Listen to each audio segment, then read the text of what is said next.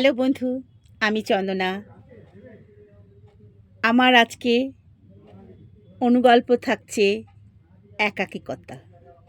একাকিত্বে আমরা সকলেই ভুগি, একটা বয়সের পর যেন বেশি ভুগি। যখনই 50 ছুঁই ছুঁই তখনই আমরা যেন সকলের কাছ থেকে একা হয়ে যাই।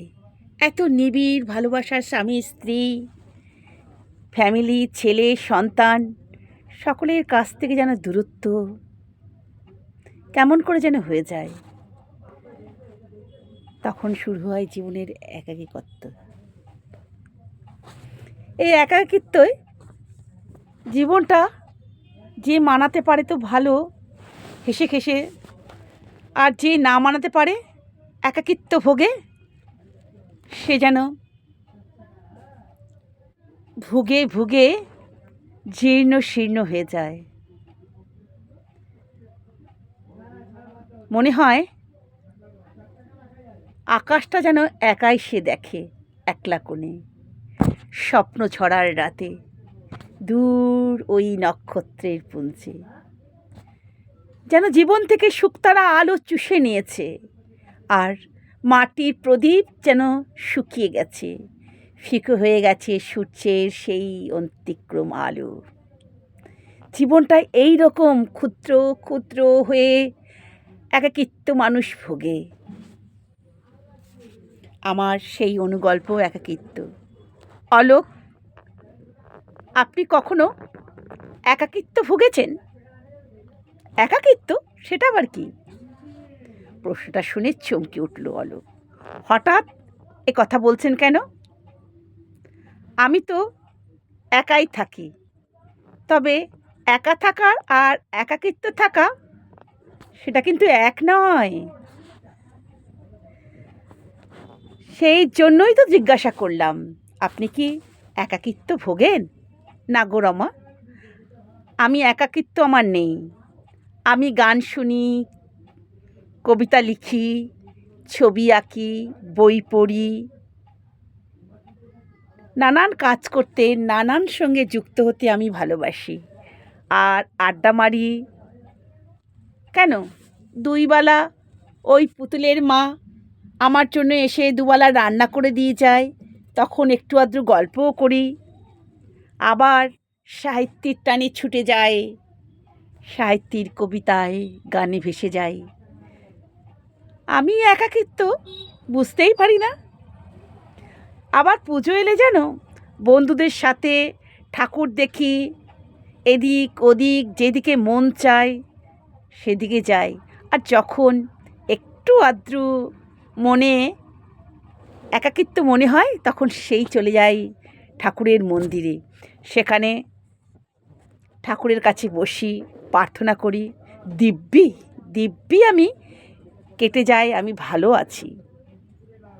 রমা বলল, আমার সময় কাটে না জানো, আমি বড় একা।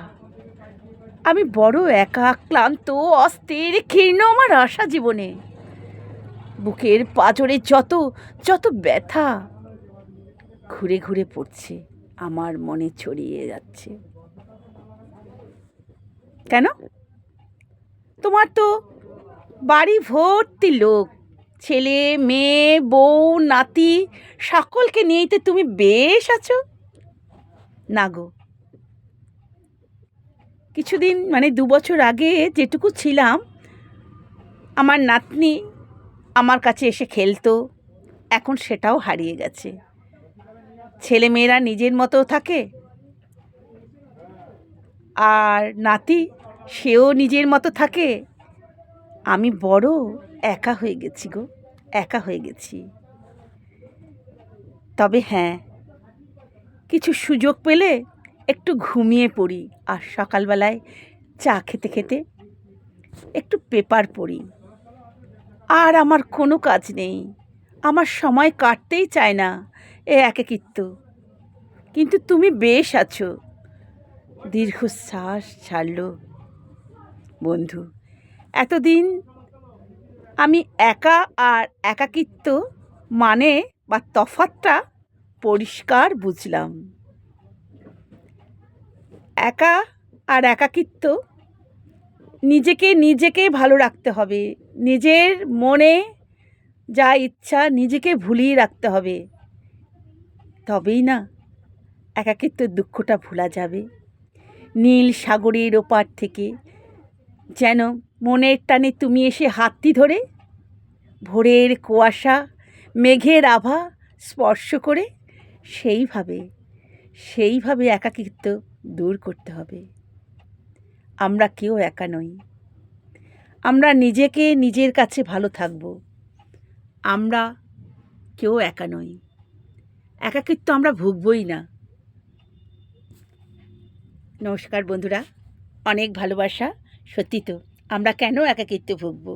আমরা যে যার মতো নিজেকে নিজে ভালোবাসবো, গান গাইব, কবিতা লিখব, পেপার পড়ব, বই পড়ব, বন্ধুর সাথে আড্ডা মারব। যে কটা দিন আছে জীবনে একাকিত্ব ভুগব না, ভালোবেসে সময়গুলো কাটাবো, তাই না বন্ধু? পাশে থেকো। অনেক অনেক ভালোবাসার শুভেচ্ছা আমার বন্ধুদের জন্য রইল। লাইক কমেন্ট করো, ভালোবাসা রইল।